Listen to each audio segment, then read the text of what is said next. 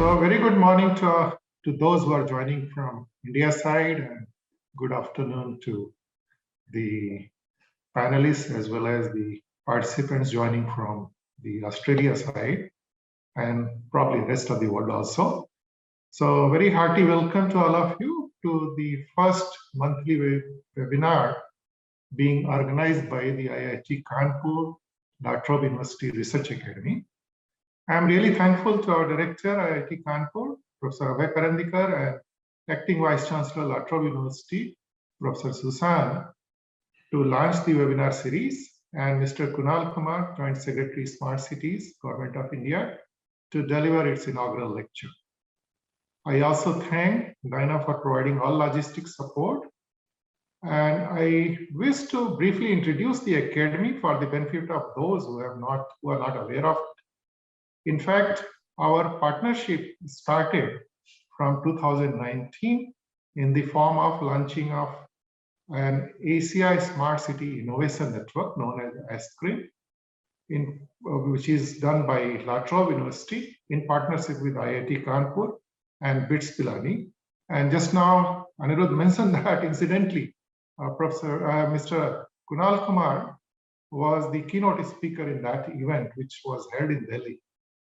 And Academy was launched in 2020 through a separate MOU signed by IIT Kanpur and La Trobe University, and it is fully functional since last year. The aim have been to become a well-regarded regional partner of choice to contribute in research, planning, implementation, and evaluation of complex smart city development projects. Now, our approach is to work in partnership with industries, government organizations, other universities to improve the livability, sustainability, and overall efficiency of the cities.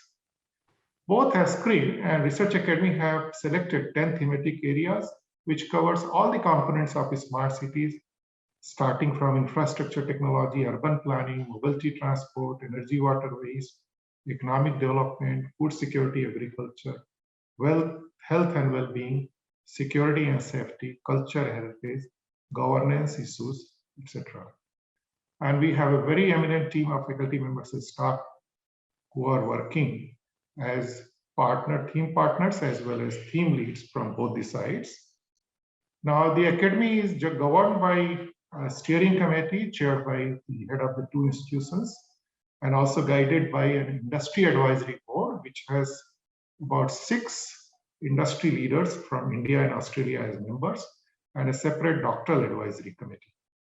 Now, overall vision and mission of our academy is to become globally recognized center of excellence for research and training with a strong focus on industry engagement and develop the next generation of highly skilled and industry-ready research leaders through the joint doctoral degree program. We look forward to a large number of industries, government organizations to become our knowledge, our industry partners. Thank you very much.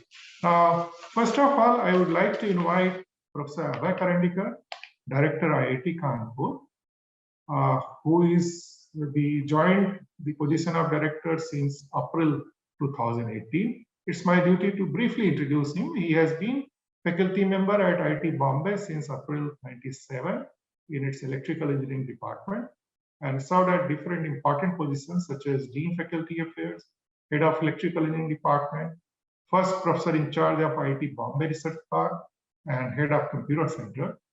He is quite well known for his pioneering work in wireless communication, and his group have been involved in numerous global standardization initiatives on telecom, mission critical communication, rural broadband, and frugal 5G network. He has several publications and more than 38 patents. So, Professor Karandikar, I will request you to formally launch the webinar series and address the gathering. Thank you, Professor Srivastav, Professor Susan, Professor Anirudh, Mr. Kunal Kumar, and all my colleagues from IIT Kanpur and La Trobe University. It is indeed my pleasure to welcome you all to this first webinar series, which is being organized by IIT Kanpur-La Trobe University Research Academy. As Professor Srivastav mentioned, that IIT Kanpur and La Trobe University have joined hands on one of the most important topic, which is related to smart cities. And as Professor Srivastav mentioned, that we are focusing on almost all aspects of smart cities, which includes things like water, energy, then smart grids, solid waste management, so all aspect, and transportations, intelligent transportations. So essentially, we are covering all disciplines of which actually lie at the intersection of several disciplines like civil engineering, electrical engineering, computer science, mechanical engineering. I'm very delighted that in a very short period of time, the IIT Kanpur and La Trobe University Academy has really formulated some very interesting, novel collaborative projects. And I'm sure that in the coming years, these collaborations will lead to development of technology solutions and research ideas for sustainable cities. In fact, sustainable cities would be sort of more appropriate to make the city actually a smart one. And I'm sure, Mr. Kunal Kumar will touch on his, address these aspects, which has been an important mission of Ministry of Housing and Urban Affairs, Government of India, to make, some of the cities of the country smart and sustainable. We have been taking several initiatives in the campus itself to make our campus as a pilot testbed for a sustainable and a smart campus. In fact, IIT Kanpur recently established the Department of Sustainable Energy Engineering, and we now have a Center for Energy Policy and Climate Solutions. And we thought that we will make IIT Kanpur campus carbon neutral in the next 5 years or so. Our entire electricity distribution grid also, we are slowly converting it into a smart grid. And I'm sure that the expertise that exists in the institute, along with international collaborations from La Trobe University and the support from the Ministry of Housing and Urban Affairs, I'm sure we will be able to make a difference. So thank you very much for taking your time to join this webinar. And I'm sure we will have an engaging discussion today on this topic. So thank you very much. I think over to Professor Srivastav. Thank you very much, Professor Karandikar, for very encouraging words. And I'm sure that with our joint effort, we will be able to take up the practical issues related to smart city developments. And we will work together with other industries and government organizations soon. So now I have great pleasure in inviting Professor Susan Dodds, who is today Acting Vice Chancellor and is Deputy Vice Chancellor, Research and Industry Engagement at La Trobe University and Professor of Philosophy. Her research is in applied ethics and political philosophy, and she is recognized nationally and internationally for her leadership in research ethics and public policy development related to emerging medical technologies.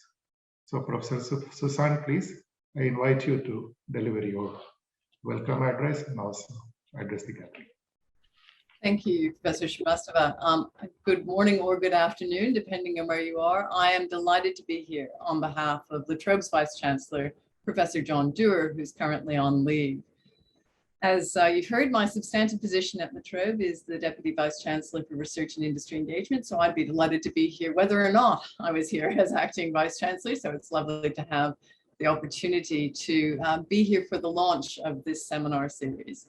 And thank you, Professor Khandrikar, as the Director of IIT Kanpur, for your remarks, for your ambition and enthusiasm for this area. I echo your comments about the importance of our partnership, about the potential for collaboration between our our institutes, our universities, with government and with industry to support communities to be able to find smarter solutions to the challenges we face.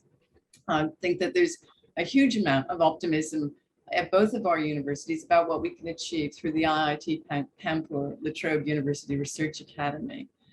We're very pleased and excited that the Academy is presenting a new monthly webinar series on topics related to smart cities, and they'll get smarter, and the potential for this to build collaborations through the Academy.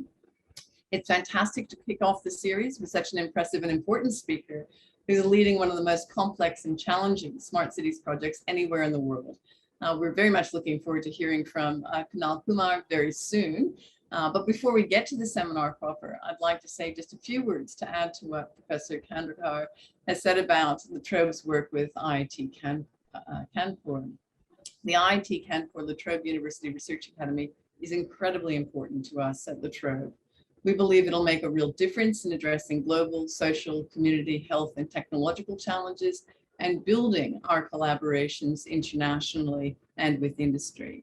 The difficulties of urbanization are only going to become more pressing over time, and we're seeing more and more challenges as the world kicks up, fewer opportunities for us to be able to pretend that urbanization does not come without significant challenge.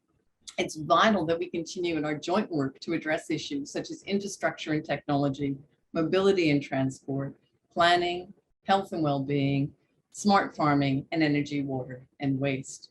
We're confident in our partnership with IIT Kanpur because we have a shared interest in identifying real-world problems and coming up with creative solutions that make a positive difference to people's lives and their futures. La Trobe and IIT Kanpur have invested in close to $11 million, Australian dollars, in the Academy to support 40 joint PhD scholarships and 2 joint appointments.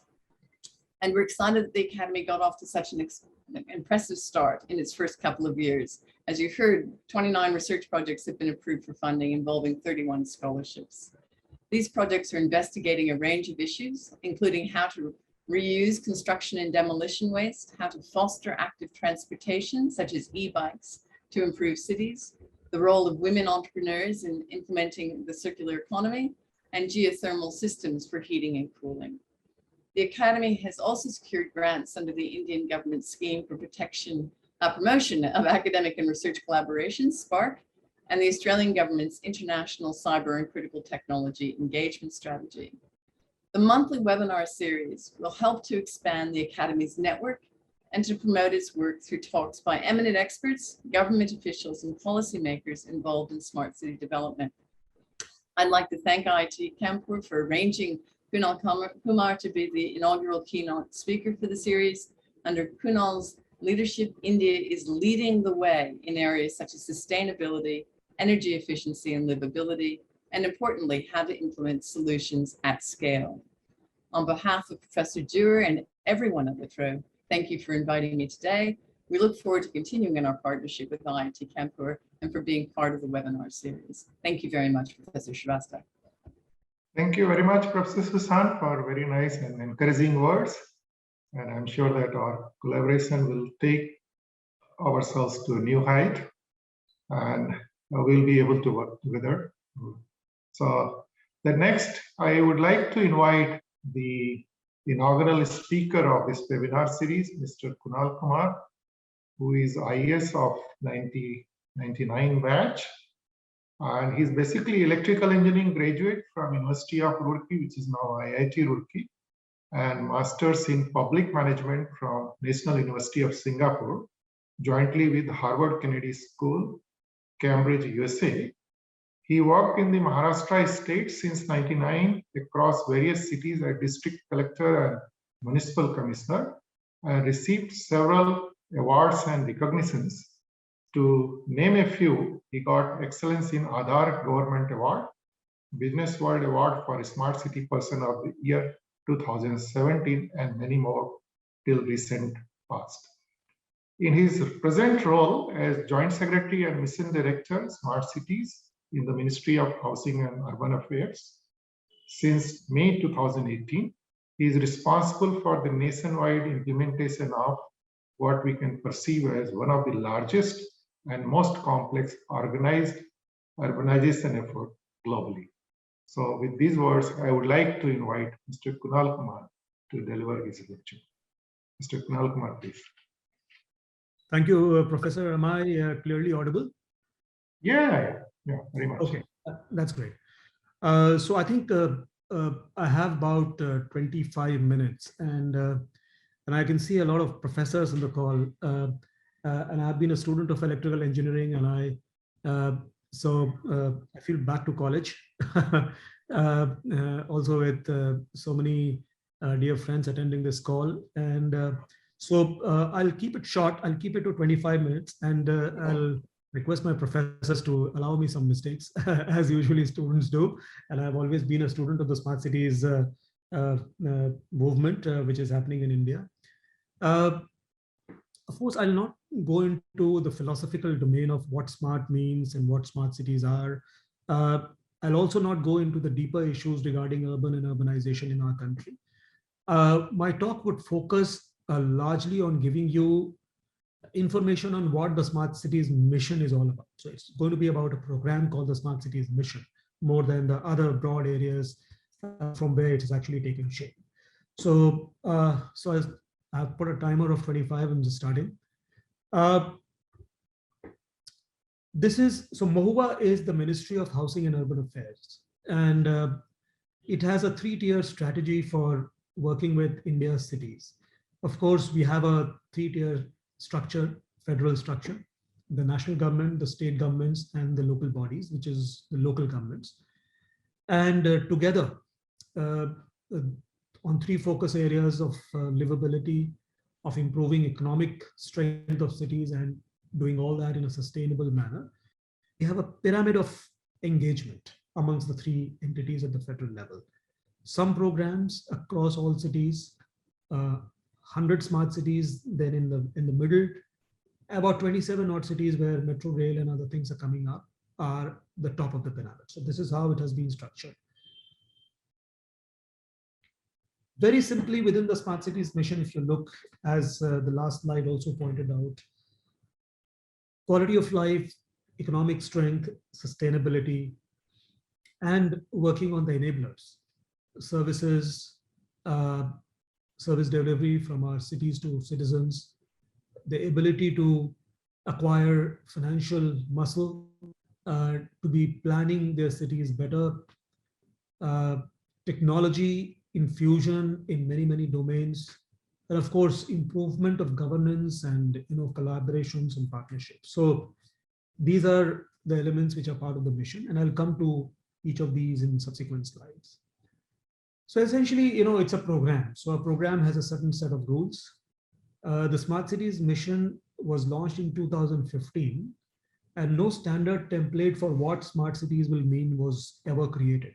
And I think some people find that vague, but that I think was the most beautiful aspect of a government program, when the choice of how do you define a smart city was left to the cities themselves and their stakeholders. 100 cities were selected through a national competition. And because any program has to have rules, so the rules said you would create your own smart city proposals. Of course, your citizens would create it. Your stakeholders would create it. You would put together and present it as part of the competition. And if you get selected, you will implement it.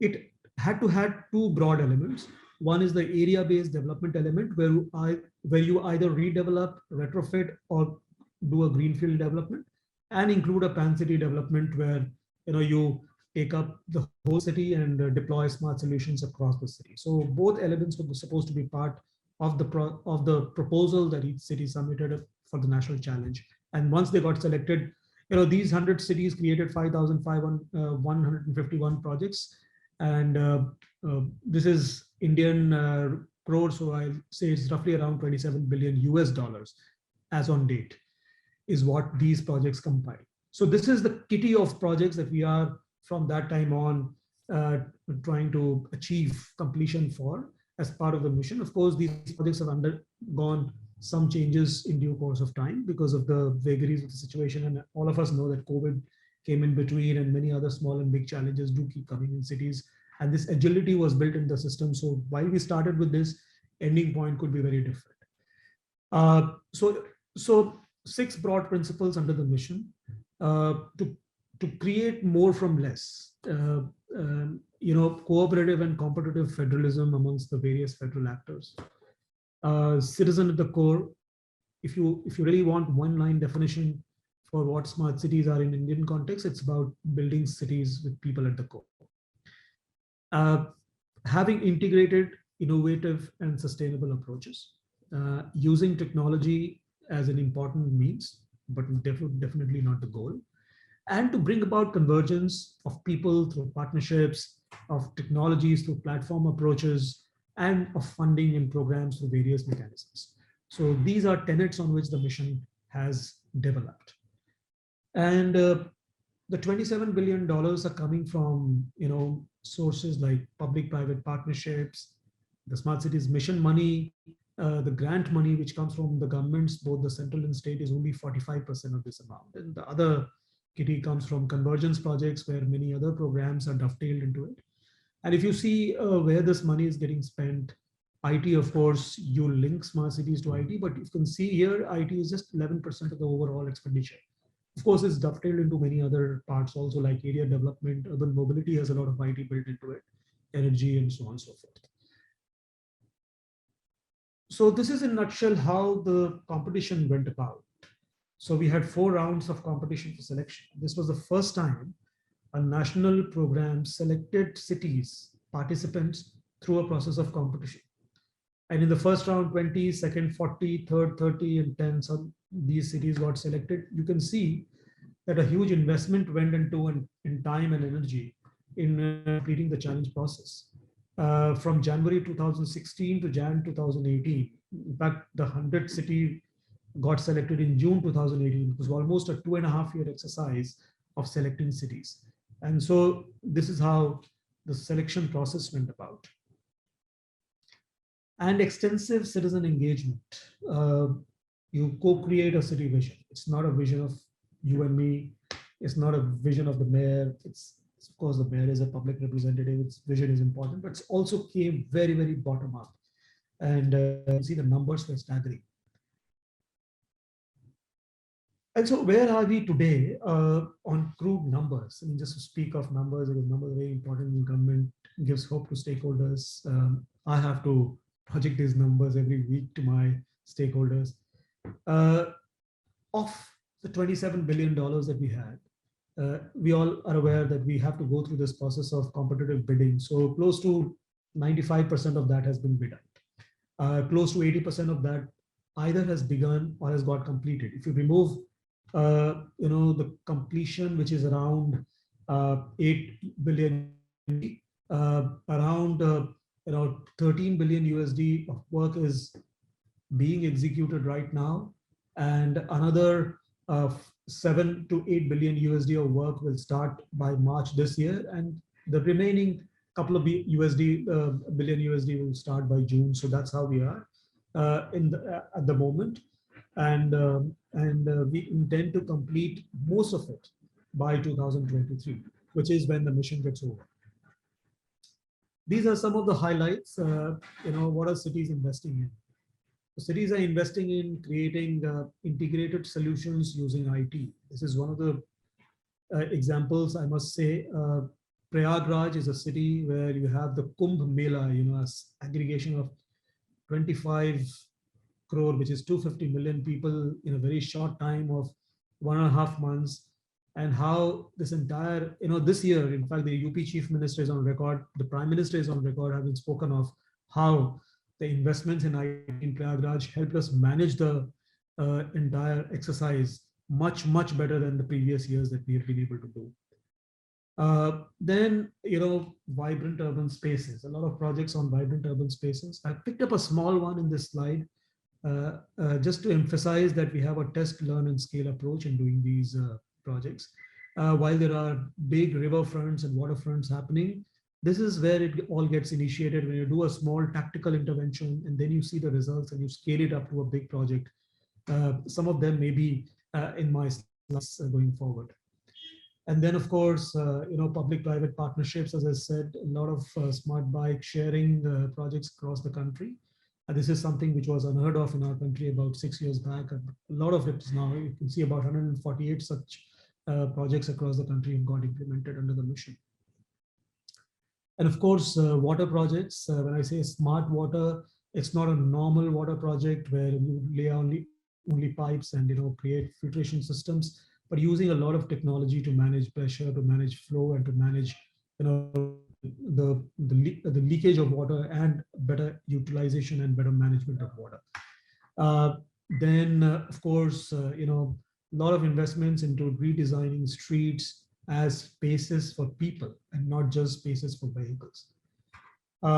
Then, of course, getting into newer areas of work where cities have not worked in the past. It's been different arms of government. Smart solar projects. This is one of the largest floating solar plants in the country, which has been created by Tirupati Smart City.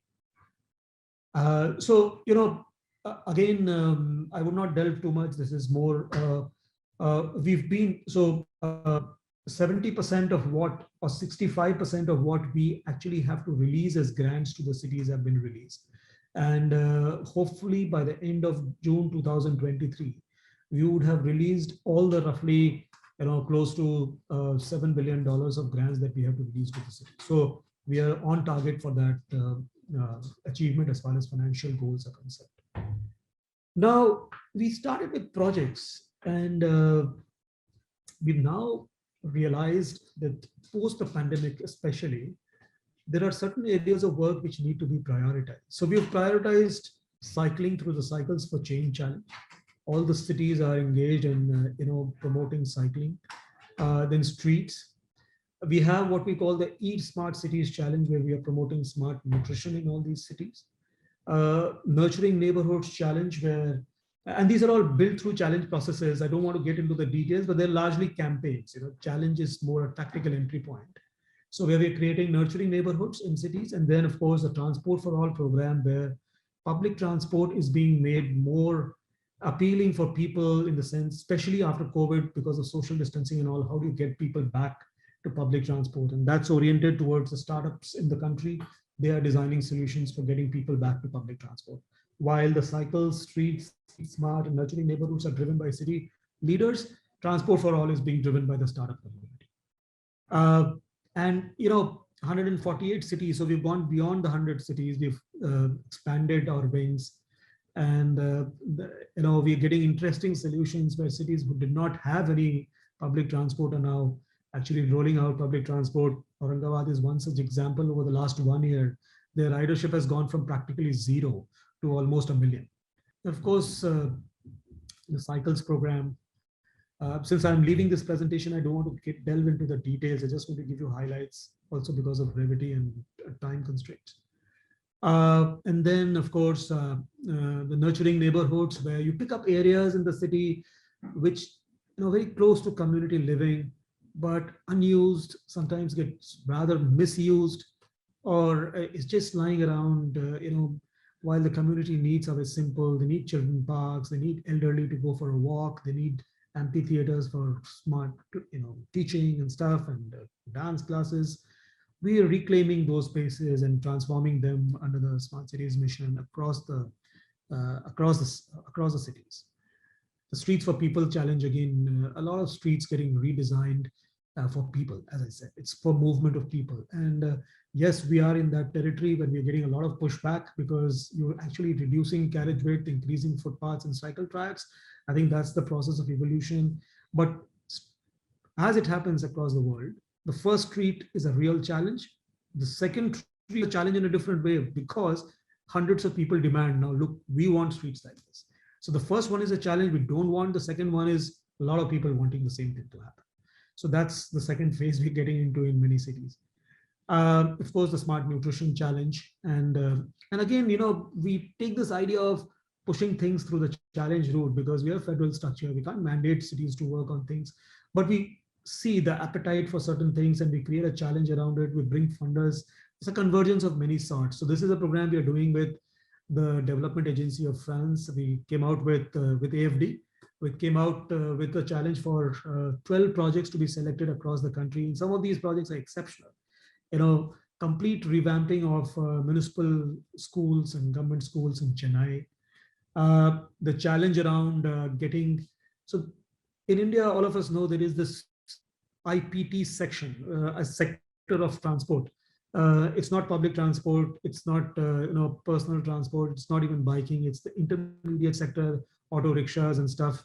So this is a project in Amritsar when we actually, if I have to say this in one sentence, we are creating a network public transport structure with the auto rickshaws, which will act the same way that a bus acts. So you have a bus station, you have timings and everything, and all of them are converting to green. So all of them are converting to electric.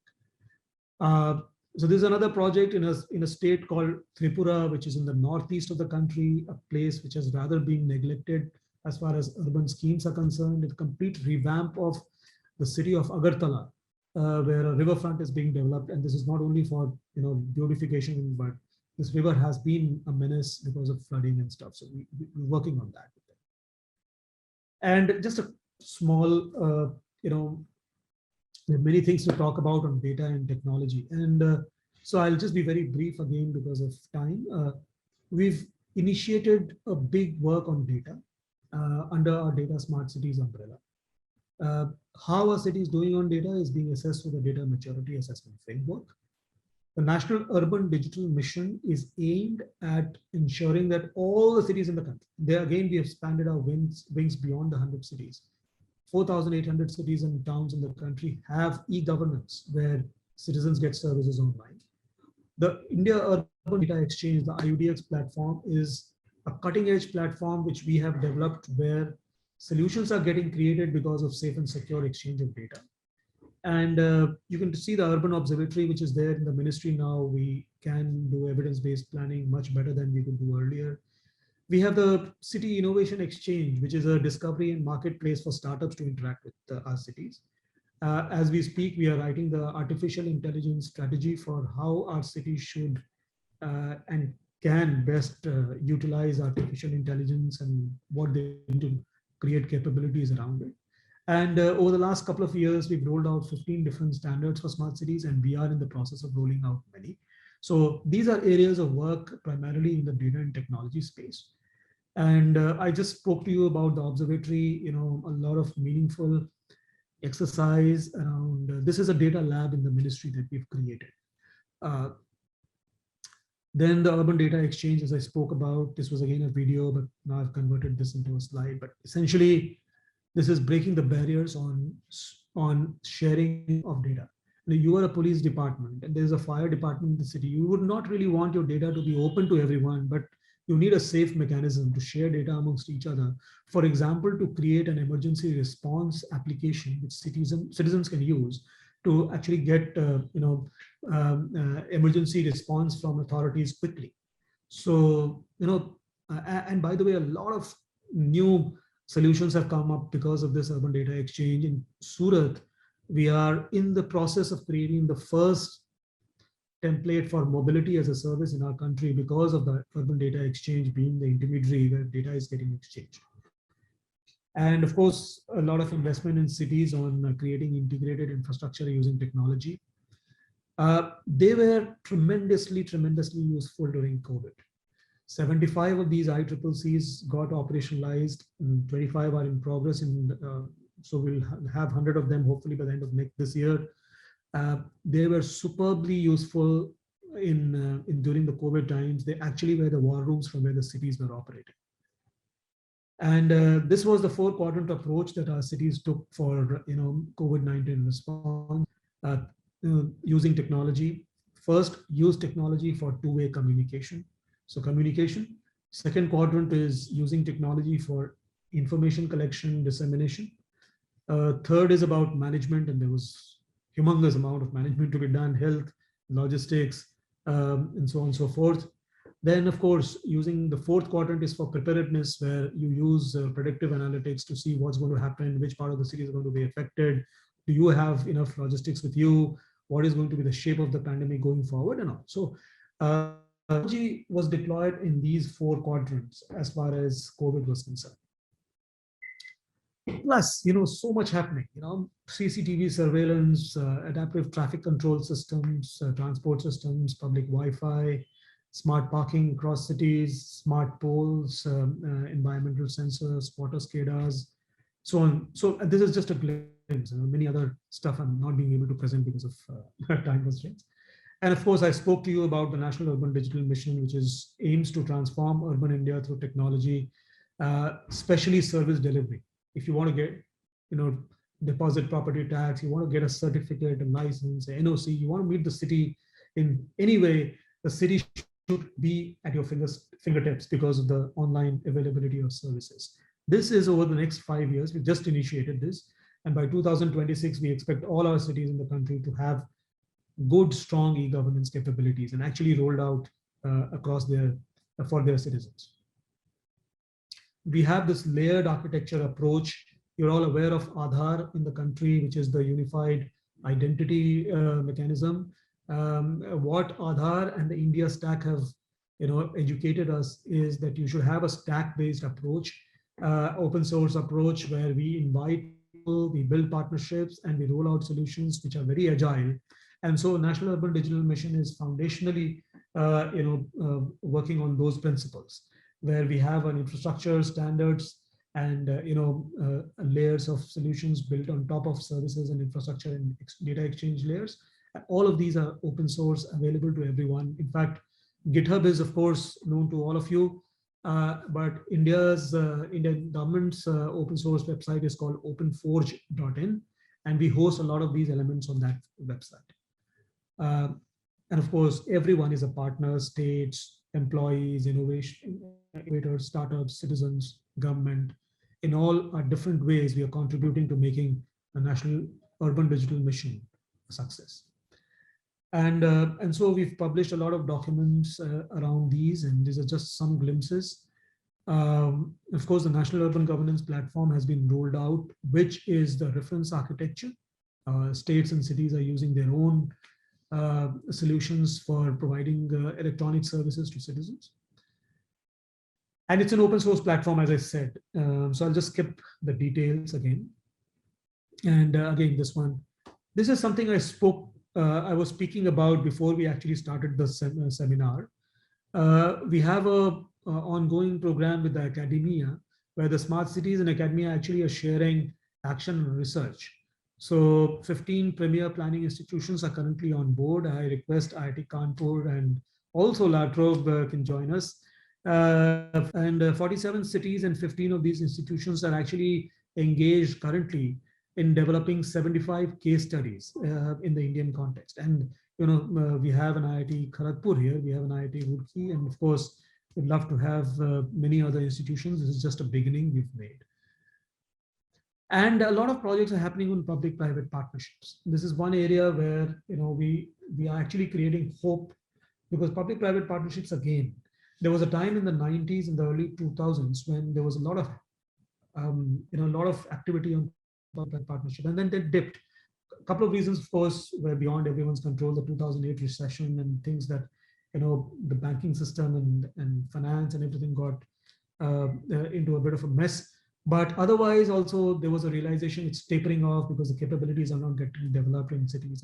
But you can see mobility, public bike sharing, affordable housing, energy efficient lighting, solid waste management, rooftop solar, waste to energy plants, multi-level car parking. You see the gamut of projects, and close to around $3 billion USD of projects roughly already on ground as far as public-private partnerships. Another 2 billion are under execution.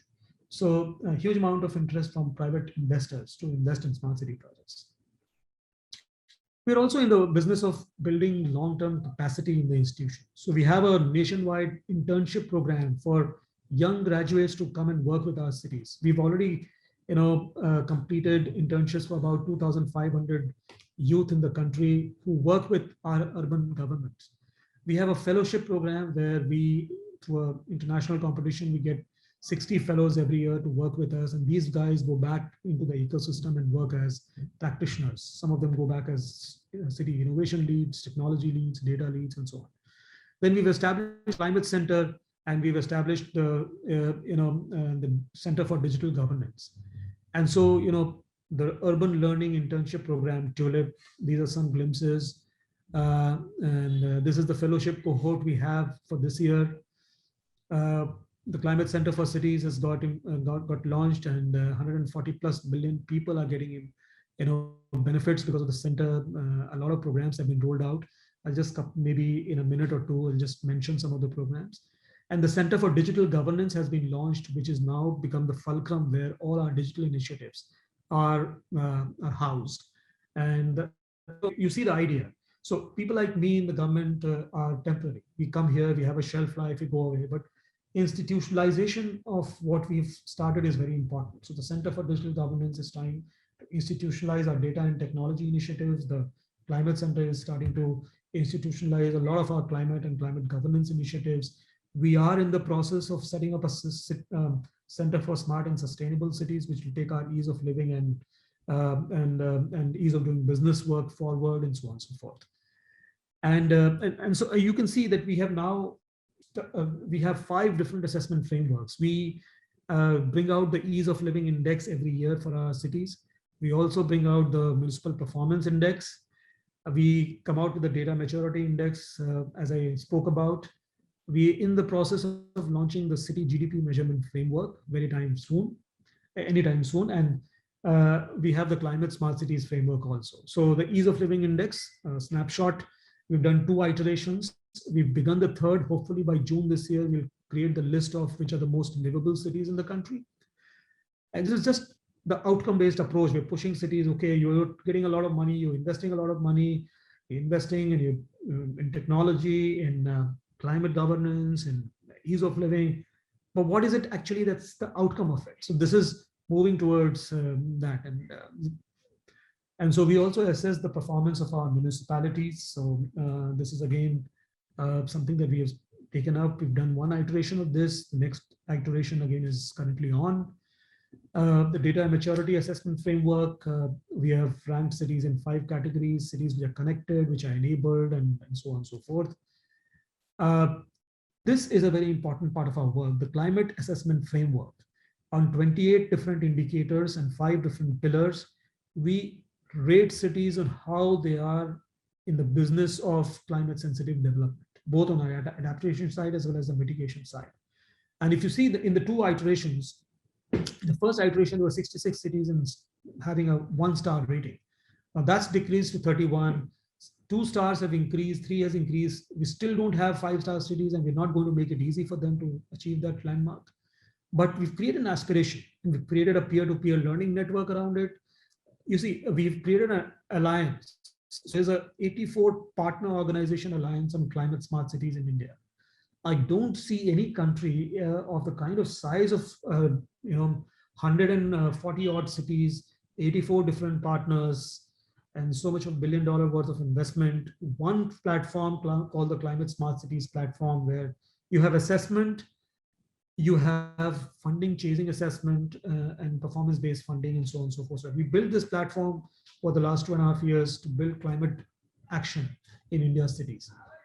Of course, we monitor our mission through a very, very sophisticated geographical geospatial management information system. I don't want to give the details because of positive time already gone beyond my time. We have created platforms for peer-to-peer learning. And that's one area where we think that knowledge doesn't reside in one city or one individual or one organization, not even in 50 or 100. But by strengthening the entire ecosystem to become more peer-to-peer, I think the evolution is much faster, much agile, and much stronger, because everyone has failed, so failures become learning. If someone has succeeded, success also becomes a learning and a stepping stone towards greater success going forward. We also have the awards contest. So we've done 3 iterations. The 4th iteration will be announced in February. So the smartest cities, smartest projects, smartest innovations, and smartest leadership awards, leadership gets recognized through this awards process. We give awards across governance, built environment, social aspects, culture, economy, all these aspects, projects get awarded. And the last year we had Indore and Surat, the 2 cities which got awarded under the program. And of course, I'll just leave you with some pictures. I'll quickly glance through this. And So 4 buckets of pictures for you: ease of living, connected communities, smart governance, and urban resilience. We're working on green mobility. These kinds of places are getting completely transformed. So we have, different projects. This is a design studio where 3D printing is being, we exposing local artisans to 3D printing and seeing that their products can reach the world. We have a Heritage Square development project in Surat. This is parking. This is the data exchange project. This is the dynamic bus scheduling project in Surat. You can see the dimensions, the different aspects of the projects that we are talking about. And we have clean energy, we have wind energy, we have solar plants. We saw Tirupati in a previous slide. This is again Vishakhapatnam. We have a lot of water conservation initiatives, water conservation. And in fact, Chennai, all of us know, is a water scarce city, and there they have actually transformed 183 different ponds, in fact, wastelands into ponds. And then the circular economy, we have cities which are now generating money through carbon credits. And of course, we are engaged with all the states to take this from mission to movement. We're saying, 100 is just a laboratory for a country of the size of India. We have 4,800 cities. So how do we inculcate the same practices across? So we're working with states and cities. It's just one document to give you a snapshot of that, making a city smart. These are sharing of learnings from this mission to other cities and other states, so that while something is happening and a lot is happening in these 100 cities, a lot more starts to happen in the ecosystem, other cities going forward. So we are engaging with kinds of partners on that. So I think maybe I will stop here, and thank you. I may have exceeded my time by 5 minutes. I'm sorry for that. And I'm now open to interaction and questions. I hope the presentation was useful. Thank you. Thank you very much, Kunalji. I think it was very comprehensive presentation of various initiatives taken under Smart Mission project. And I see that, numerous technological challenges have been addressed in a pilot form, and I'm sure that slowly it will be adopted in rest of the cities in the country. So now I'll request Anirudh to coordinate the question and answer and also propose what. Thank you, Sureshji. That was actually very interesting presentation, Kunalji. And I would like to just, of course, I can talk about many things, but especially when it comes to public policy and implementing something at such a large scale, I would like to reflect on just 2 words, which probably in my mind describe what you've just presented for the past 25 minutes, is a practical and a tactical approach on implementing solutions at scale that are repeatable and that provide outcomes to the community. And that's something that I think not just in Australia, but globally, that people can learn from, that if you want to do something at this kind of scale, having these measures that are in as you best describe it, in a tactical methodology, are really quite important, because public policy without mechanisms how to translate them into practice in the best way from a public and private interest perspective is not going to get done. And so it's really quite heartening to see all these examples. And we hope that our students, our researchers and academics and our partners learn from some success stories, and also learn from things that may have not worked, and make the best use of that information to look at the next step of what innovation means. Now, obviously, with a speaker like yourself and with hundreds of participants on call, there is going to be a flurry of questions, but I've got the pleasurable job to moderate the questions. And so I'm going to ask my question first before I go on to others. And this one is very close to my heart. And this one is that you have elected to use an approach which is around having a competition or challenge-based investment. And that is not very common in public investment sphere globally.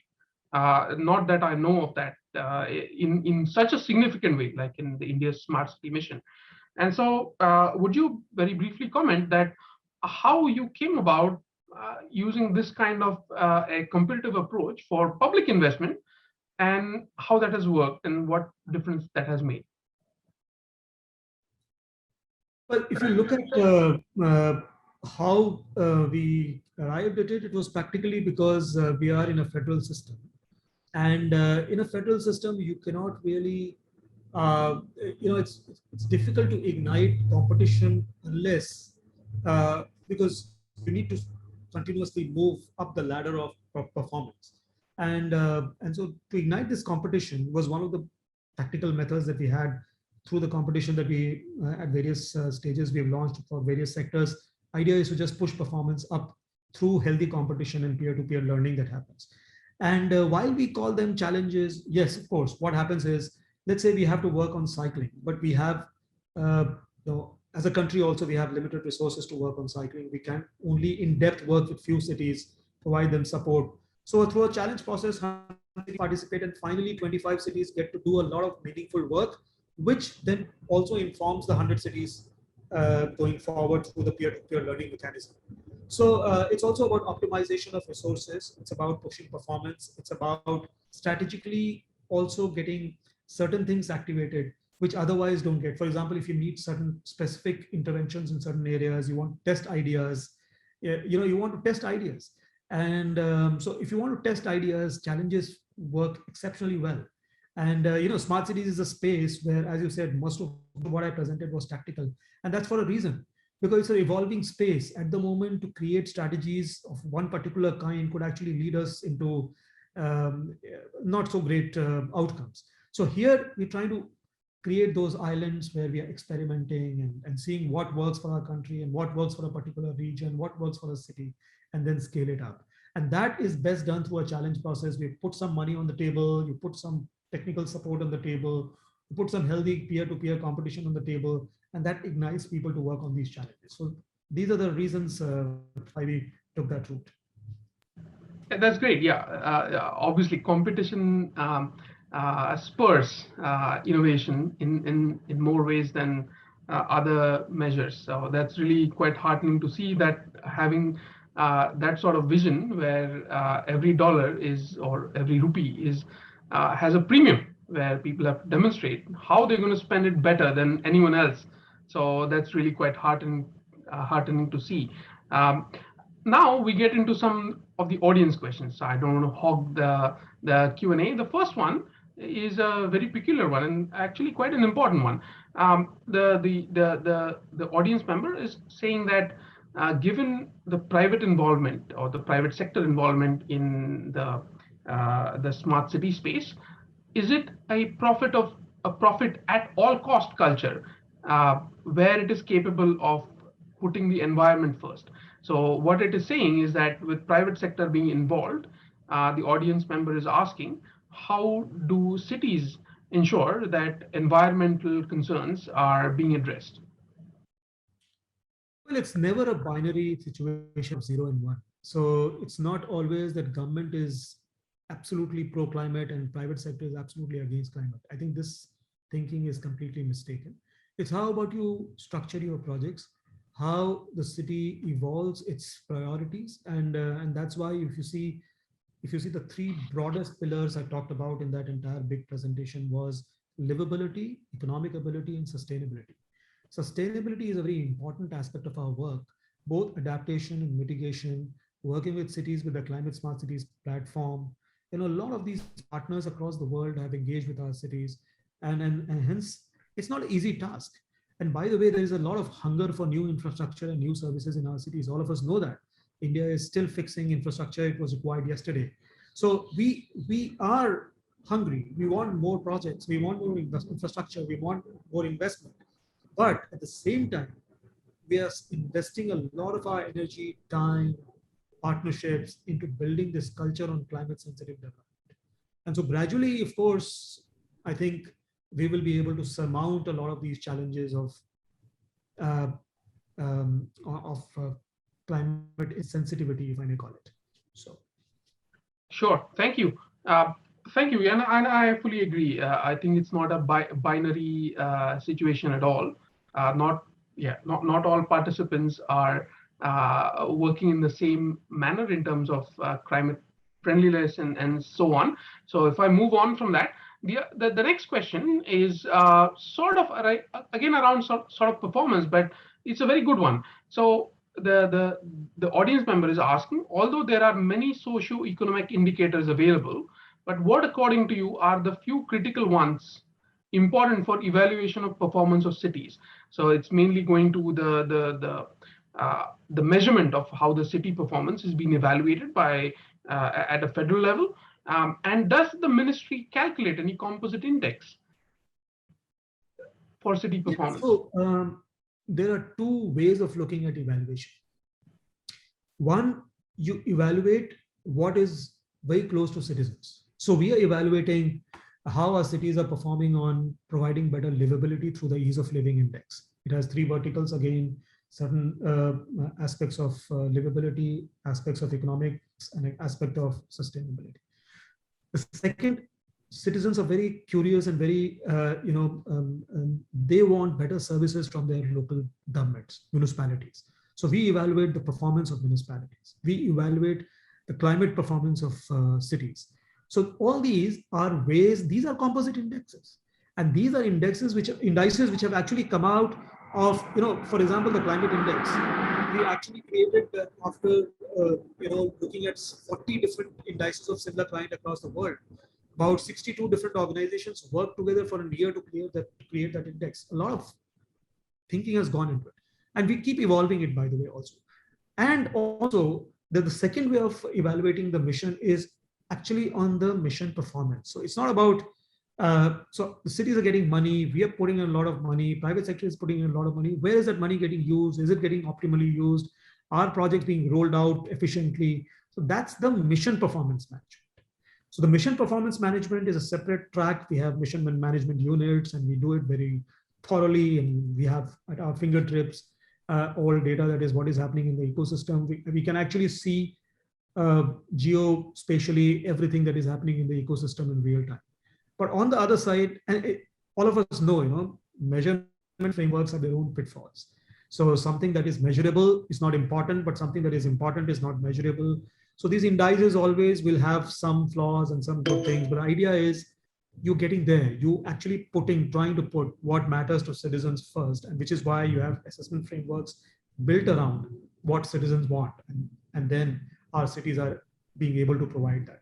So you could look at all our indices. You could go to the SmartNet website. You could look at SmartNet at NIUA, and you have all my indices, like ease of living index, the climate smart cities index, the municipal performance index, and all of them. And by the way, this year, last 2 years, we did not put all the data that came in for the release of these indices in the open domain. But this year, by June, I hope close to 800 to 1,000 data points across each Indian city participating in this index will be available in the open domain for researchers like you, for practitioners across the world to see and use that data for many, many things. So that's going to happen very soon. Thank you. I think we've just sort of reaching time for the webinar, but I'm going to use my discretion to extend it by 5 minutes because there are so many questions. I obviously cannot get all of them answered by Kunalji, but I will try to squeeze in one or two more, and then we can call a close on this webinar. So the next question, which I think is very close to also my heart, is that although there are a lot of these, I mean, the audience member is asking, although there are a lot of these smart city projects, innovations and implementations going on, that's the context largely from what I hear. The question though for you is that how can we involve the common man, the final customer, the end user, to catalyze our smart city project? So it's asking how can the common man be involved in the co-design of solutions that are being delivered? I'll probably answer this with one example, and this applies across many of the things that we are doing. The Transport for All program that I just spoke about, where we are trying to get startups create solutions to get people back to public transport post the pandemic scenario that we've seen. We've had 2 months. So the program, the first phase of the program was 2 months, go back to the citizens. And close to 600,000 citizens participated working with the cities to first diagnose the real problems what are faced by them in order for us to then concisely present them to the startup fraternity.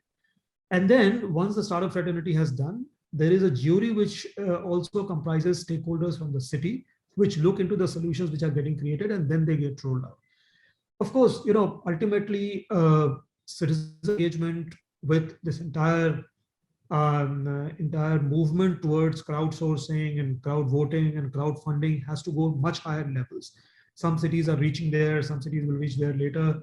I think that's the future, no doubt. It's not only about asking the citizen what you want and stopping there, but it's also about asking them, then asking the right people, segmented. So if you want to ask questions on health, don't ask everyone. You ask everyone as well as you ask a certain set of segmented group of people who really are invested in the idea of health in that city.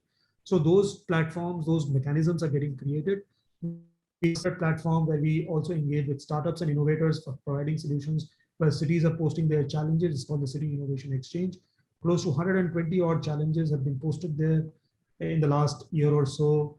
And about 500 different innovators have actually put up their solutions on the platform.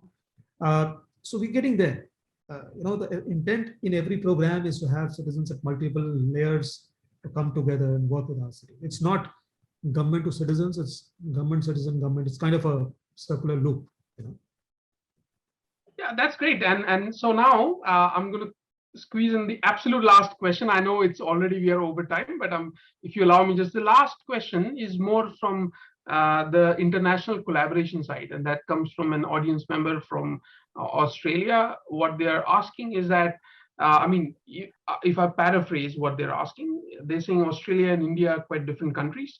And what they're saying is how this international collaboration on smart cities can benefit both Indian and Australian cities to better service their customers, which is basically the citizens living in the cities.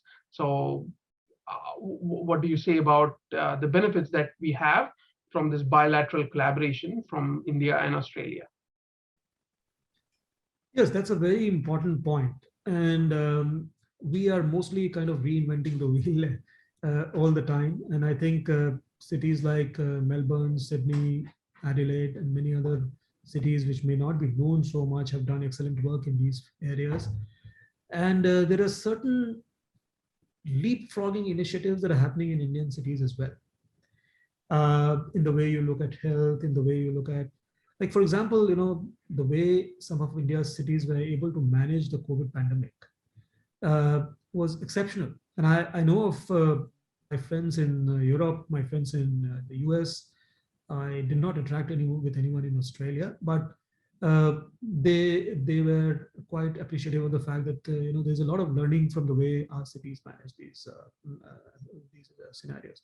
So there is a lot of learning that can happen. It's our inability to actually create platforms for exchange where we fall short, and one or two sister cities here and there doesn't really work. Maybe we can look at, and probably the embassies of both the countries, or maybe this very platform on which I'm speaking today could become a harbinger for something of that sort going forward, where we have more city officials from India sharing things with Australian counterparts, and Australian counterparts sharing things with Indian cities, and that becomes more institutional rather than just one-off. We could think of it and and devise something which can help. Most problems are common. It's just that we are at different stages of evolution on those problems, and it's not that all Australian cities are on one stage of evolution. Neither are all Indian cities. So all of them are at different stages, and therefore, I was talking to the mayor of Honolulu, and he was saying that he is struggling. The most important problem that Hawaii and Honolulu are trying to solve is the problem of drainage, because that's created a mess. And I said, well, welcome to India. This is what I'm also doing. So this is there. It's everywhere. So we can share and learn and do so much with it. It's just that we don't have those platforms. And maybe this academy can be that platform. I hope so. Anirudh, that's your Professor Anirudh. That's something that you have to help me with. No, absolutely. Look, Sureshji and myself, we are very keen to to have this academy being a catalyst of exchanging not only what works, but also what does not work, because learning from mistakes as well as successes is quite important to continuous improvement. So thank you so much for being so patient and answering quite a few questions. Now, obviously, my apologies to the rest of the audience members. There are a lot of questions that were not answered, and I'll take the opportunity to thank everyone for asking the questions, but don't despair. Can I ask you one thing? Sure, please. If you can send me a mail with the questions which remain unanswered, we can actually give back written answers which we can circulate to them. Yeah. Absolutely. Absolutely. So I was I was offering the same thing, that we will try and capture all of the questions, and one way or the other we'll respond to those questions, because questions sometimes lead to ideas, and ideas can lead to solutions and improvement. So we would certainly do that. So apologies for the participants whose questions were not answered live, but as you heard Kunalji, that we will take that offline and provide answers to some of those important questions that have been asked today. So now I think with being a little bit over time, I thank all the participants for their patience, and in closing off, is my job to provide a vote of thanks, as is customary in these settings. So on conclusion of this event, I would like to, on behalf of IIT Kanpur-La Trobe University Research Academy, Professor Srivastava and myself, would like to thank Professor Karandikar, Director IIT Kanpur, Professor Susan Dodds, Deputy Vice Chancellor Industry Engagement at La Trobe University, for their attendance and their remarks on helping launch this initiative. We are so very grateful also to Kunal Kumar for his attendance and sparing so much of his valuable time in not only providing a presentation on the India's smart city mission, which I mean, sometimes online it's quoted as arguably one of the world's most complicated, but I would definitely say one of the world's most complicated smart city undertaking that is ongoing at the moment, given the complexities of social, economic, and industry involvement. And it was really, something to learn from you firsthand, what sort of tactical measures that you've used in trying to spur this innovation at a community level, at a local government level, state and federal level. And so that was a lot of inspired thinking, which I hope that the audience today, which includes students, experienced academics, people from industry, and also government stakeholders, will take something from that and make use of that in the best way as they can. I vividly remember about some 2 or 3 years ago that we launched the Smart City Research and Innovation Network, and you were the keynote speaker at the launch event. And that initiative has grown strength to strength with over 170 researchers now a part of that, and we are actively working on a very broad range of smart city projects. I hope that, given that you've done the keynote for this thought leadership series, that our thought leadership series, which is a monthly series now going forward, also grows strength to strength the same way. With that having been said, I would finally like to thank all the audience members that are in attendance today from all over the world, not just India and Australia. From what I see from registration, we have people from all over the world who have joined us today, morning, afternoon, evening, and so on. And thank you also for those who are catching up this webinar offline, for those who could not attend this live. The link to the information that we've shared in this event and all our smart city collaboration will be down there in the YouTube link when this particular webinar is posted online. So look us up. This is going to be a monthly webinar series, and I hope most of those who have attended today would keep in touch. Look for the events that are most interest to you, keep connected with us, and attend our future events going forward. So with that, on behalf of IIT Kanpur and La Trobe University Research Academy, thank you all for tuning in. I wish you all a very good day. And I will bring the webinar series to a close. Thank you. Thank you. Thank you very much. Thanks a lot.